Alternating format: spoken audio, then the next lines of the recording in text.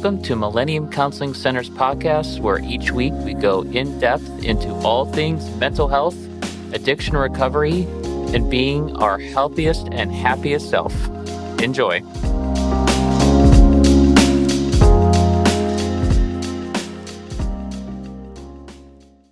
This week's episode will be hosted by one of the many incredible therapists here at the Millennium Counseling Center.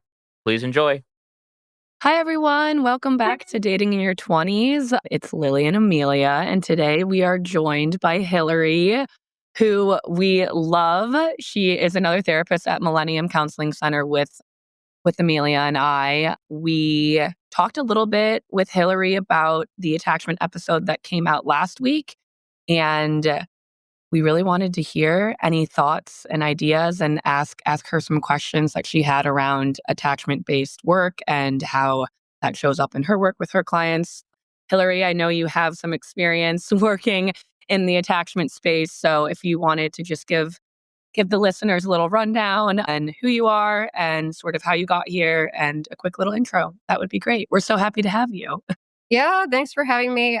So I was so excited to listen to your podcast last week because I just nerd out on attachment style. And I was like, yes, let's start the conversation. I think the more people understand it, the better it is, actually truly understand it and how to use it. So my background is that I've been doing this for 7 years. And when I was in grad school, I just remember just completely gravitating to attachment. Because it felt, not only did I feel like it was unbelievably relatable compared to all of the modalities and to theories, but it's also malleable and you can work with it. And that was the one thing that I thought was so fantastic. We don't have control over the fact that it's a blueprint that basically is stored in your mind and in your subconscious, in your unconscious, and runs the show often. And people think that they're crazy and they don't really understand, what's going on. And that's one of the things I often see people come in and because it's in the background, bringing it into your conscience, bringing it more into even the subconscious and then into the conscious and awareness is some of the work I love doing because it just helps people feel more empowered and have agency over their life. Yeah, that's awesome. One thing that I feel like, oh, wait, we forgot to ask you the question. Okay. So something that we've asked all of our guests who have come on the podcast, being a Dating in Your 20s podcast, we ask, would you go back to being in your 20s? Only if I could have the knowledge that I have now. If I could keep that, then absolutely. Oh my God. Thank God they didn't have the technology they have now. I don't even want to know what I was like in my 20s.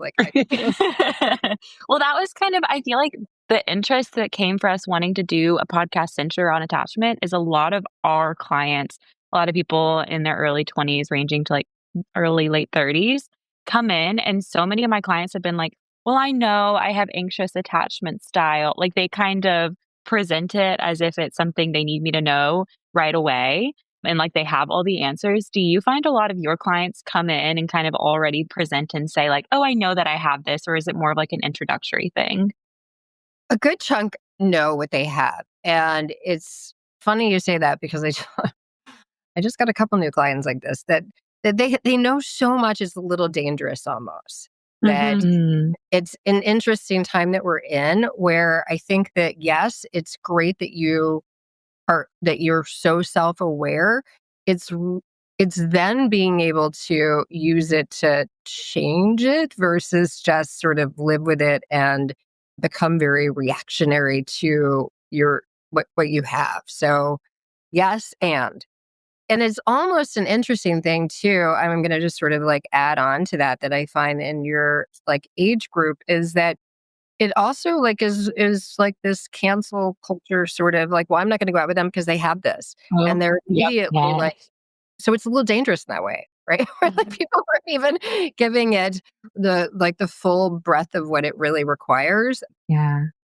So. I think I mentioned that in the first attachment episode, but I love watching Love is Blind. It's a wild concept and show to me, and it's kind of my cool out, calm down show. And this one I mean, obviously they're not seeing each other, they're talking to a wall, but they were talking about attachment styles. And then he was like, oh, this isn't going to work out. Like, that's what my ex was. And like, I couldn't deal with it. And like, this isn't going to work out. And he completely shut down. So it's just like so interesting and obviously listening to that, I was like, wow, I need to talk about this on the podcast. I like texted Amelia right away. It's just interesting that one, people are so aware and then also are aware enough to the point where they're like, oh, that's not for me. And then in this case, my personal opinion, there was no inward reflection happening on the other side of it as well. So it was Yeah. interesting to witness. And what's so interesting is that you're more than likely, there's a great book that's called like The Human Magnet, and I think it's called The Human Magnet Syndrome, maybe. What's great about it is that it's like wherever you are on the continuum of like, you're more codependent or you're more anxious, like you're going to, let's just say like you're like +2 on that. You're going to match with somebody who's like a -2. So who's more avoidant. Like that's the irony of it, is that it's, of course you're going to be attracted to those people on both sides. And if people are willing to lean into it, they can actually become way more secure in that dynamic if they're both willing to do the work. So, Yeah, we talked about that too. And I talked about how, like, there's a lot of studies done that say anxious attachment styles are automatically drawn to avoidant attachment styles and vice versa. And Lily and I were talking about this, like, trope that is in so many books and movies and TV shows of like the will they, won't they, and like the push and pull. And there's always like a runner and a chaser. And it's like heightened for this like romantic effect. But in all actuality, it's typically because like there's a lack of communication and a lack of like work being done on each individual. Do you see that a lot as well?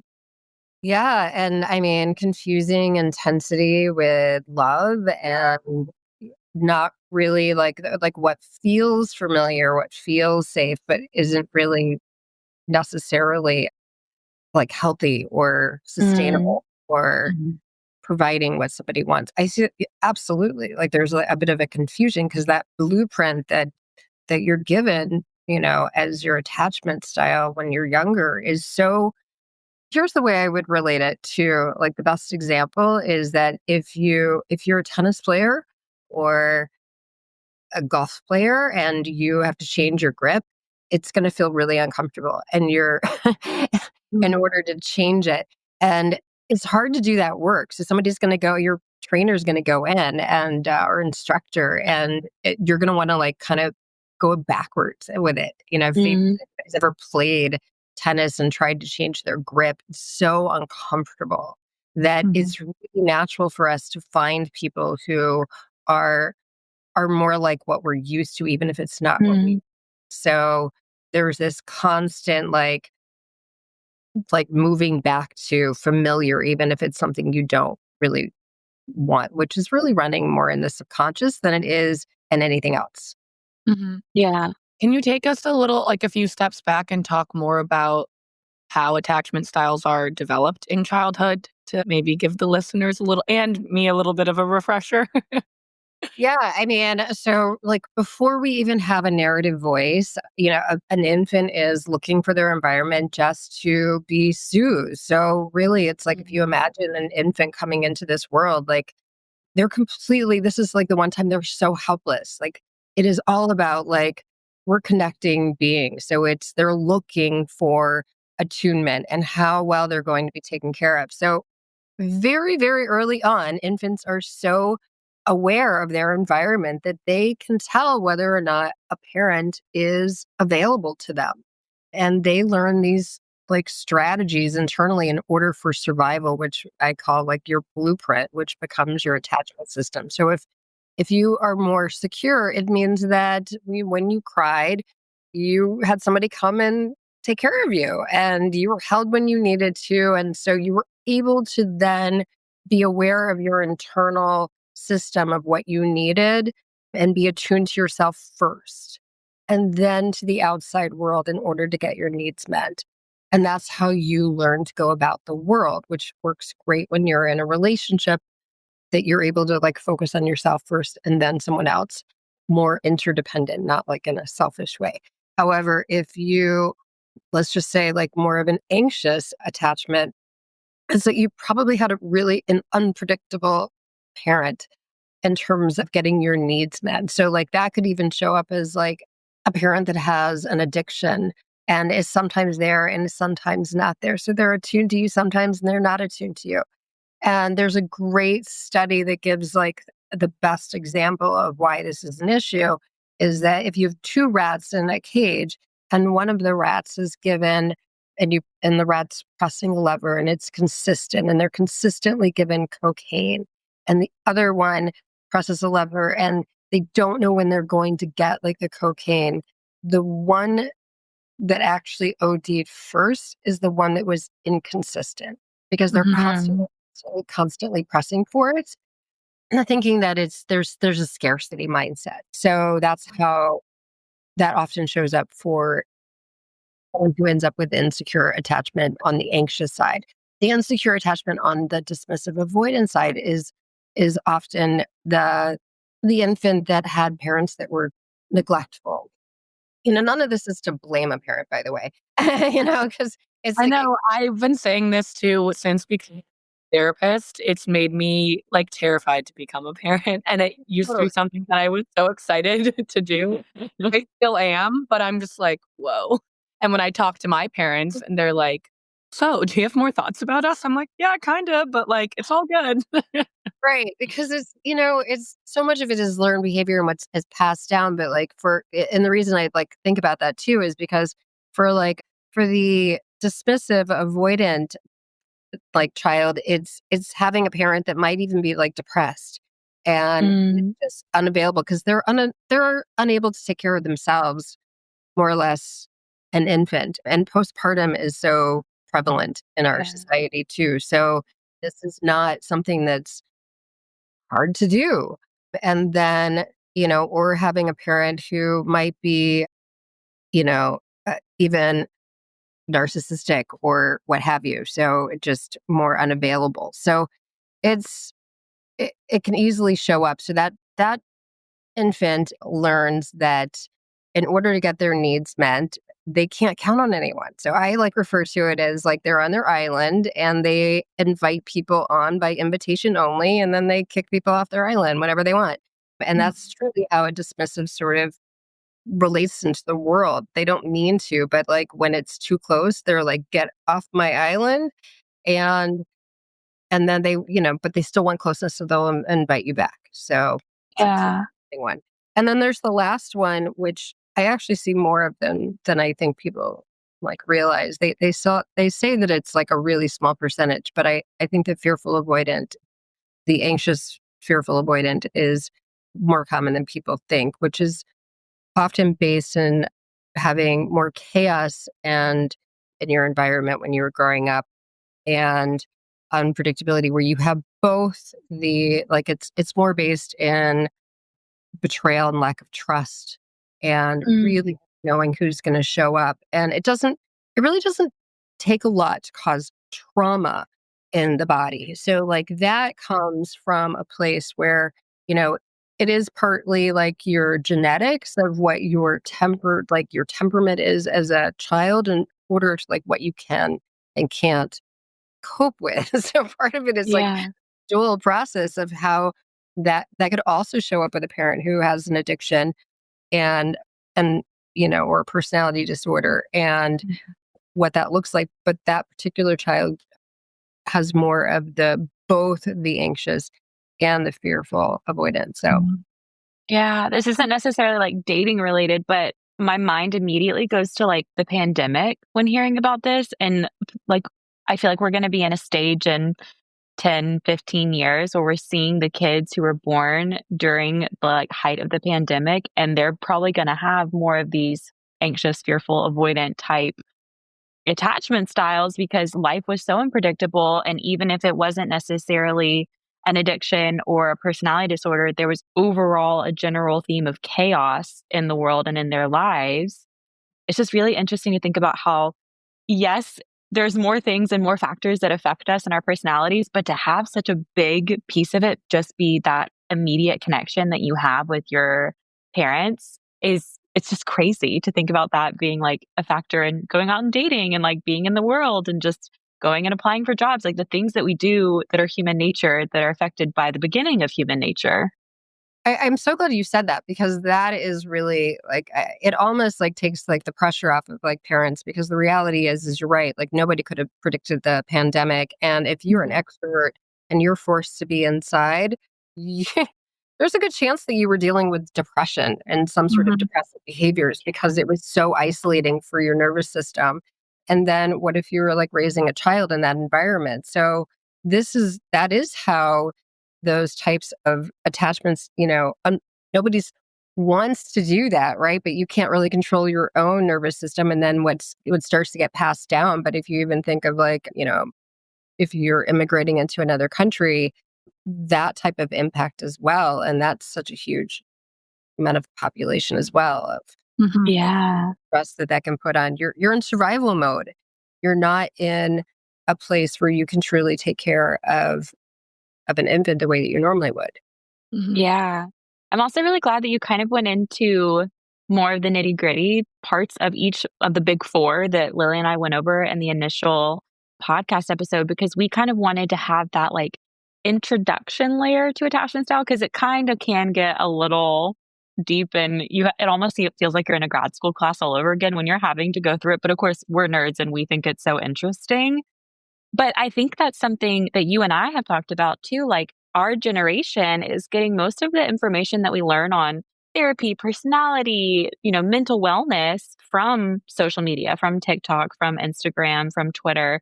And so we only really have that like baseline layer unless we're in therapy doing the work and wanting to know more. Of course, like Lily and I just recently have been in grad school. So we're like, oh, we know what we're talking about, but you're doing this every day, like you're in the nitty-gritty with your clients. What are some of the things that you think are the disconnect between just learning from a social media slide and like doing the work from it? I think one of the greatest frustrations I have is that people think that this is like something you could completely do on your own. Because I think that any of the attachment styles are going to have the blind spots. And that's actually like, one of the benefits of going and sitting and talking with a therapist that's trained in being able to spot some of them because it viscerally feels right when you're doing what you're doing. If you are an anxious attachment and you get triggered, every part of your body is going to send you the message that this is what I need to do in order to take care of myself because it's Mhm. your strategy. So It but worked one time before, so you're gonna do it again. it works when you were like an infant or a child. It doesn't work in like romantic relationships. So that's what's so crazy, right? Like that it's like it feels right. And we often do what our emotions are telling us to do. It's like good reason, right? Like if we're like angry or if we are fearful because, some like a bus is coming towards us, we react. So it's confusing for people because their bodies are informing them really intensely to do something. And so they think it's okay and that it's right, even if they have all the information. So it bypasses it. And I think it does take sitting in a room, not necessarily with your, no offense to girlfriends. Girlfriends are great, but they're often going to tell you what you like want to hear, not what Mhm. you need to hear, because they want to keep you as a friend. and and that's sort of like a little bit of girlfriend code in that way of like, Mhm. of which is, it is what it is. Right. But a therapist is going to be able to tell you the blind spot that you can't see and to be able Mm. to help you understand like the why of it. I feel like I have a lot of clients show up and they are able to acknowledge it, but then they're like, "But that's, like, who I am. I don't necessarily wanna change that.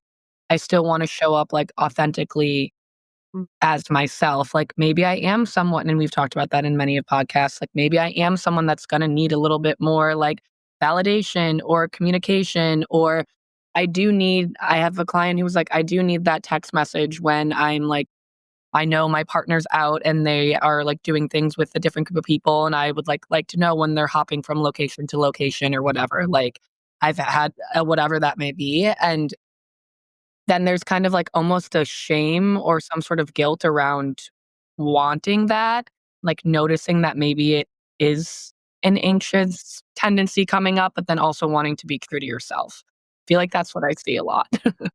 Right. And okay, so like, and all of this is it gets to be a little difficult to talk about sometimes because it's all about context. It's all about what Mhm. it depends, right? Where are you in the situation? So, for example, if you're early stages of dating someone, like maybe like, a month or two and you've gone on like 4 dates, making sure that they're, texting you every day is Mhm. not terribly realistic.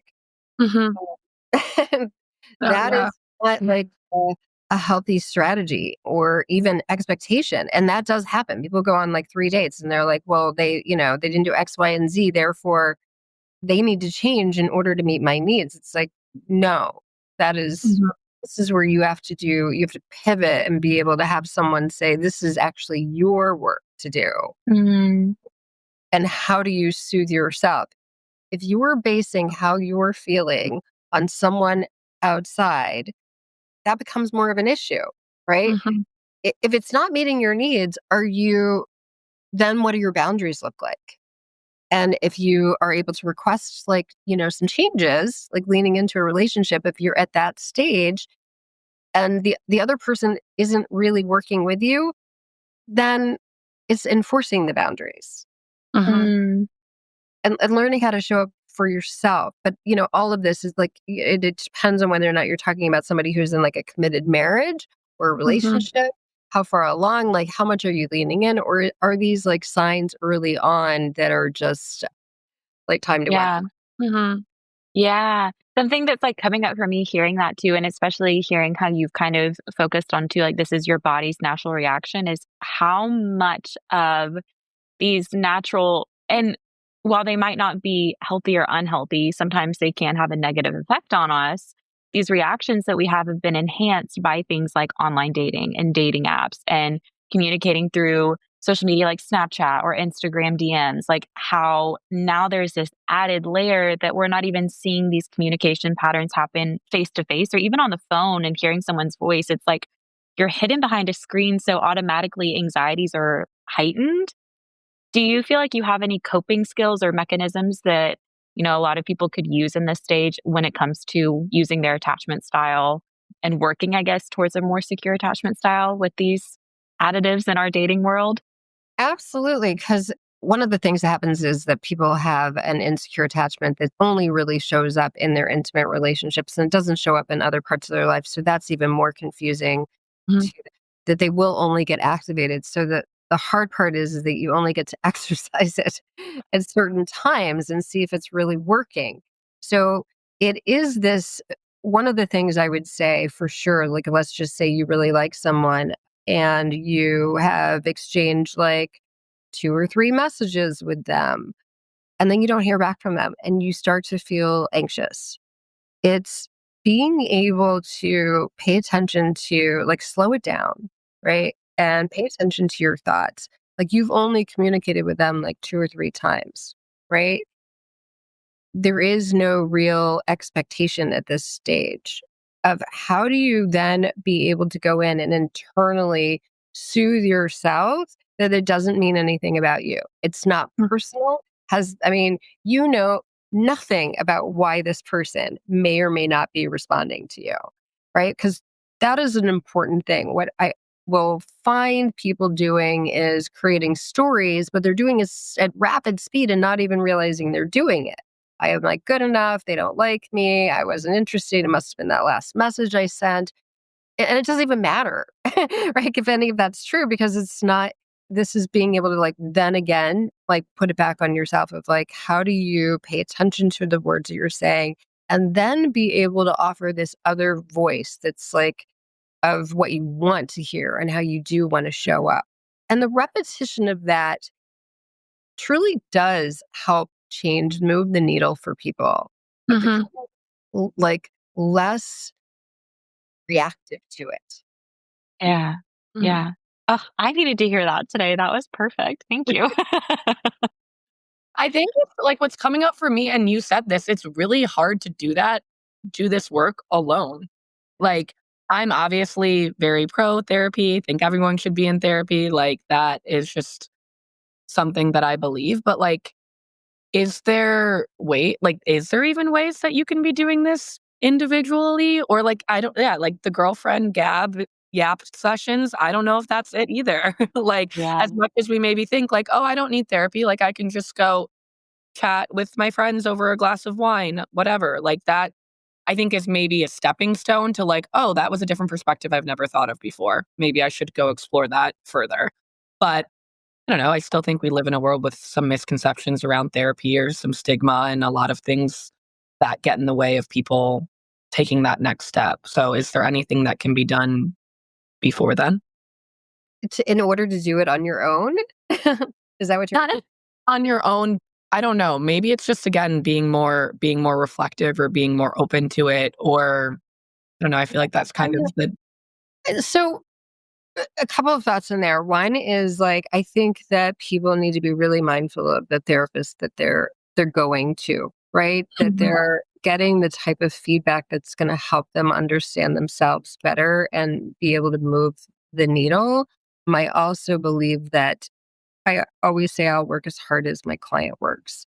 That Mhm. this type of changing an attachment style has to be intentional. Mm. And it has to, just like the changing of your grip, it's really uncomfortable. It's going to feel strange. And having someone there to support you, it brings up like the space so that your shame can turn in and dissipate and Mhm. no longer feel bad about thoughts that are in your head or your unworthiness or your abandonment issues. Like it really takes the power away from that stuff. Mm.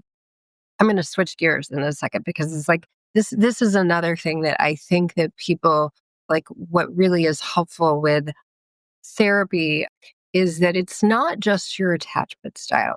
But what can happen, and this especially happens for women, is that you learn that, like, so let's just say you have an anxious attachment, that it's not really safe to be yourself. So, somewhere around the age of like past puberty, a little bit past puberty, and your girlfriend cliques and clubs are becoming harder, you start to get the message that it's not okay to be yourself.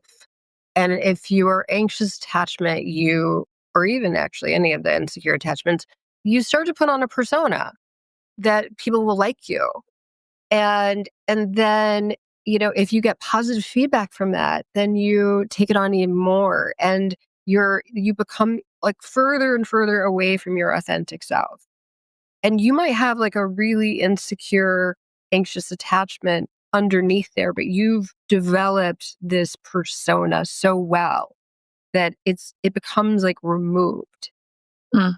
who you are and being able to help people and I wanted to take it to this point because then you're in a relationship and you are getting like all these completely out of your personality and behaviors are showing up that feels so crazy to you and it's because you've lost so much touch from your authentic self. Mm. So it's not just being able to like read a book and understand this.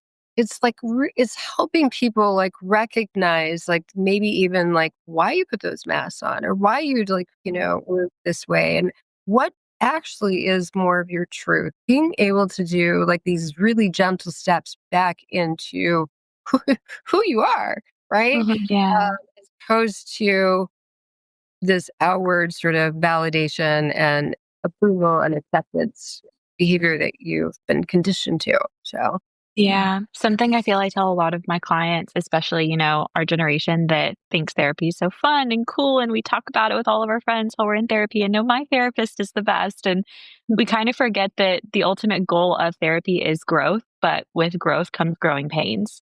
And so it's not easy because, like, even the work that you were just talking about doing, I was like, oh, like, I need to do that. Like, that kind of hurts. Like, even hearing you say it, but it's so meaningful because I think so much of our lives is, blasted out for people to see, and it's these highlight reels, and we really try to live into that. And so doing the hard work of understanding, not only am I putting on a mask for these edited pictures that I want everyone to see, I'm putting a mask on like my closest friendships, my relationships, because I'm feeding into what you want me to be. And then it kind of becomes the question of who am I, which is not an easy question to sit down and ask yourself. So yeah, Lily, it's interesting that you asked like what we could do individually, because I'm even knowing as someone in therapy and as a therapist, I'm like, there's more work I could be doing, which I guess then becomes the work of becoming introspective on your own and kind of figuring out I'm not where I think I should be, or I'm not being the person I think I truly am, which is sometimes something only one can do individually.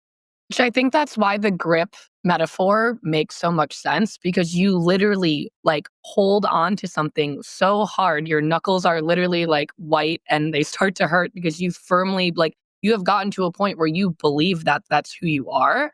And I think honestly, like even listening and hearing that and thinking about it in my own relationship and sense of self, like it can then also be scary to recognize like I think sometimes I'm very big on black and white thinking. So I'm like, okay, if that's not me, then I need to find the old me. Like I need to find that person, but recognizing that like the person that you can create or that you just created, like parts of that person can still be your old self. I don't know. It can like be a mixture of the both too. Cause I think sometimes it can be stressful to think like, oh my gosh, like none of that was me.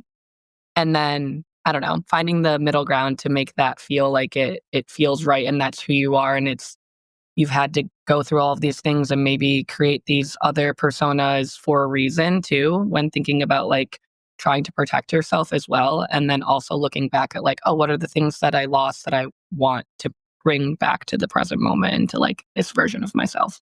One of my favorite things is because I think a lot of women can relate to this, especially me. I like to shop. So, like, is the full body yes? Like, if you have ever had that experience where you walk in and you're like, that's my dress, or like, that's mine. Like, you don't even have to try it on yet. You like just know.